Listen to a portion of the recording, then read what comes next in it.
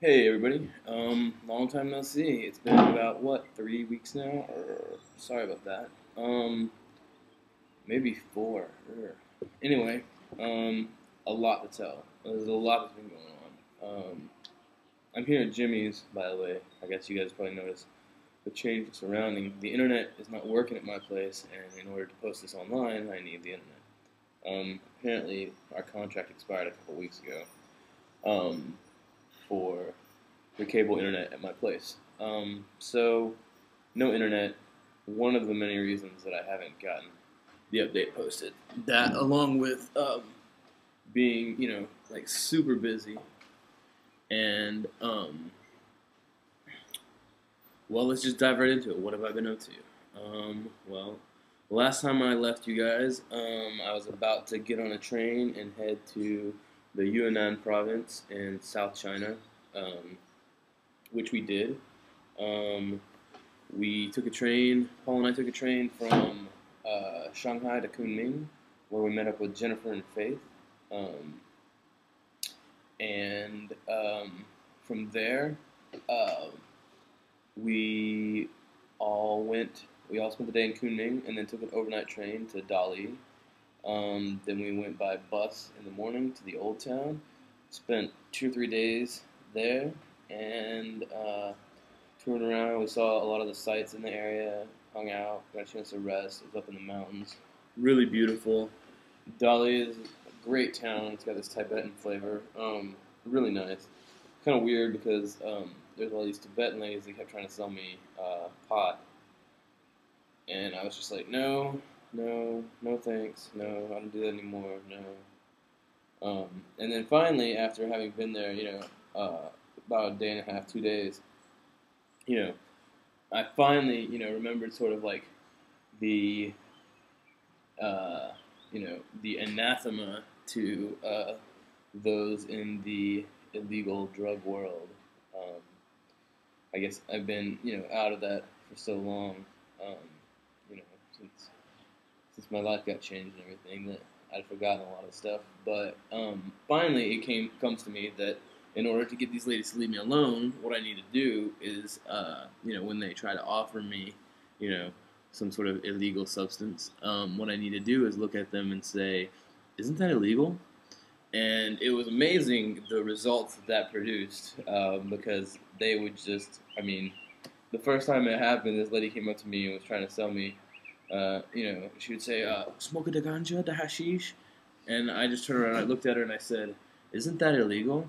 And she just starts talking to herself and walking off like she wasn't ever talking to me in the first place. It was really funny. I wish you guys could have seen it, but um, aside from being hassled by the Tibetan ladies about buying things, it was a really Dali was really beautiful. Um, After Dali, we took a bus through the mountains to go to Lijiang, and that bus ride was beautiful. I mean, I had a window seat, and the windows on the bus opened up. It was like this little short bus. It wasn't. It was like about a third of the size of like a big city bus, or no, 2/3 the size of a big city bus. And my window opened, and I had this window seat right by the door, and I opened the window, and I just had this grand vista of the mountains, and getting to go up the mountain roads and through the mountains as we're traveling across the mountains to another valley where Lijiang was located, um, which is absolutely beautiful. I ended up with a sunburn on my arm, and that was less than pleasant, but I made it through there all right. So we got to Lijiang, and Lijiang is like, it's like, I don't know, it was like Six Flags Over China, but with no rides. Um, it was really a tiny Chinese tourist town, but it was all right. After we got there, we checked into a hostel. Met these really lovely people that ran the place, um, and we kind of spent the day hanging out, just kind of getting settled and hanging out because we were planning on leaving um, the day after to go to Zhongdian, which is more commonly, it's the place that that Shangri-La is modeled after. So a lot of times Zhongdian is referred to as Shangri-La, which I'm sure most of you guys probably have heard of as the sort of like mythical heavenly city. Um, anyway, but early that morning, late that night, around the first night we were in the hotel, probably around 1 or 2 in the morning, there's just this knocking at our door, like, and it just didn't stop, and woke me and Paul up, and it's Faith, and she's like, Jennifer's got to go to the hospital. You guys can come with us, or you can stay here and pray. And so we're like, all right, well, we'll go with you. So we went to the hospital, and Jennifer's like, Faith carried. All right, so like in the old town where we were staying, our hostel is up on this hill, and like you can't drive cars in the old town. So um, Faith is carrying Jennifer down this hill, like down the side of this hill, to meet the ambulance. And so Faith and Jennifer got in the ambulance, and we got in. We were gonna take a cab, but then the guy who the guy who owned the hostel, who was this really nice man, incredibly helpful. He was like, "Get in," and Paul and I ended up riding up in the front of the ambulance while Faith and Jennifer were in the back. And Faith has got taking care of Jennifer, and we got to the hospital, and they had to give Jennifer an IV, and she was like getting sick and throwing up, and it was just like crazy. Like she was basically like she probably got some kind of she thinks she got some kind of food poisoning, and that mixed with like extreme dehydration and maybe some altitude sickness.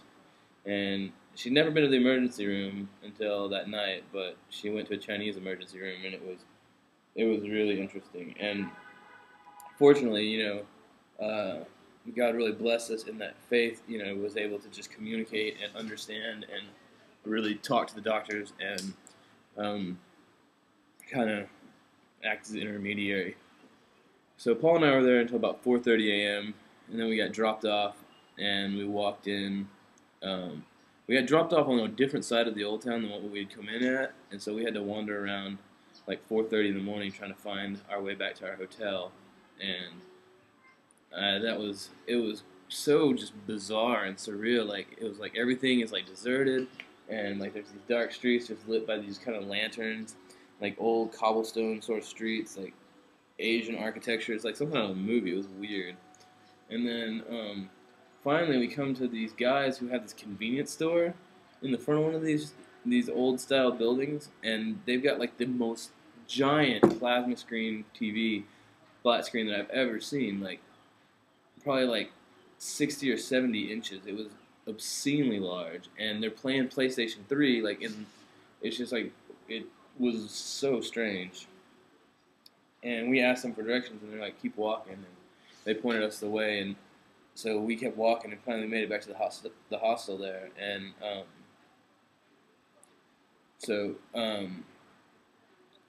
Paul and I went back to bed and slept until late morning, 9 o'clock, 10 o'clock or so.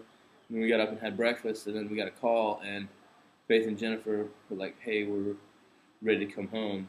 And so we went up to the hospital and picked them up and brought all the necessary paperwork and money and everything that needed to be taken care of. And then we brought Jennifer home, and she was starting to feel better. And then the next morning, I ended up getting sick, and Faith got sick that day, and so we missed going to Zhongtian because we all ended up getting sick except Paul. And so we ended up spending the rest of our time there in Lijiang, kind of recuperating, until finally we were able to catch a overnight bus back to Kunming, and then we got on the train and came back to Shanghai. And the morning we arrived in Shanghai, Paul got sick. So I mean, it was really it was a mess. It was fun, but I was ready to be back in Shanghai. So sorry to cut it short, but I got to wrap it up because I'm getting to that 10-minute time limit that YouTube imposes for hosting videos. So I'll give you guys more update on what's been going on since then, hopefully sometime here in the next week. I guess I'll talk to you guys soon, and the story will continue. Bye.